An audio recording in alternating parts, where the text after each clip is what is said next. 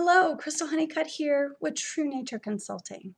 I'm reaching out because a conversation came up today in the clinic with a client, and it's a common conversation. In fact, it's a common problem. Basically, it's an issue of being a spiritual being inside of a human body and the reconciliation of that, the balancing act of those two aspects of yourself. And it is certainly easier said than done. If you are active in growing your spiritual self, you are just as likely, if not more likely, to have physical health problems than other people walking around. That doesn't mean that you're doing something bad or you're not doing something right on your spiritual path. If anything, there may be a miscommunication between your higher spiritual intentions and your physical body. So often in spiritual traditions, the body is really overlooked. It is neglected, it's ignored, it's not considered to be a spiritual. In fact, even the mythology of our bodies being a temple may not be that helpful for us, especially living an embodied life. Because our bodies are not machines and our bodies are not buildings that we're just kind of living in. Our bodies are actual living entities. We are in a symbiotic relationship with our bodies. And if we are approaching our lives from a standpoint of not even liking to be in our body is going to have a hard time with that.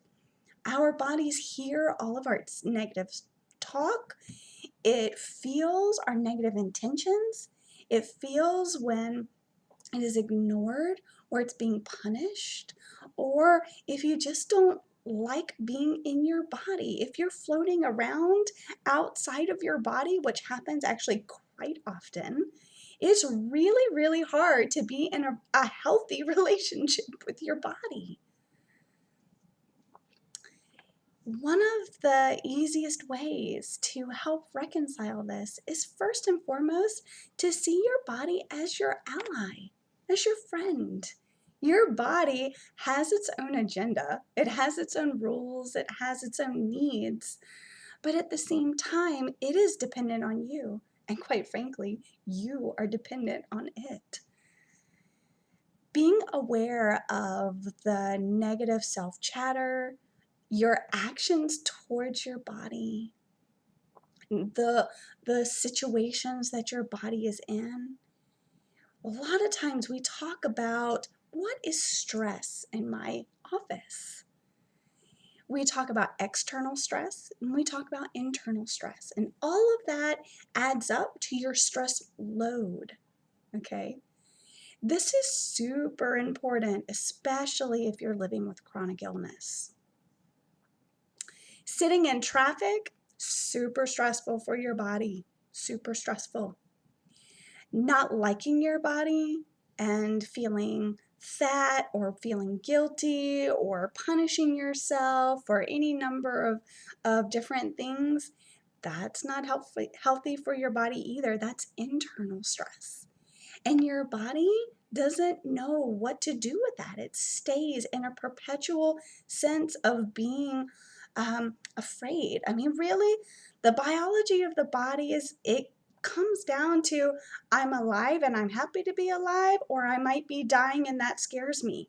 I mean, it gets pretty basic when it's all said and done. And of course, living a life in a body is much more complicated. Turning your conscious awareness to your body, recognizing it as your ally, treating it with love, listening to it, literally listening to it. What's going on with my liver today? Hey, liver, how are you doing? What are your needs? Do you need anything? Do you want anything? That anger I was feeling earlier, maybe my liver has something to say to me. These things may sound silly, but when I do them with my clients, they are life-changing, quite literally. So, as I shared today with my client, and I share with a lot of my clients, love your body.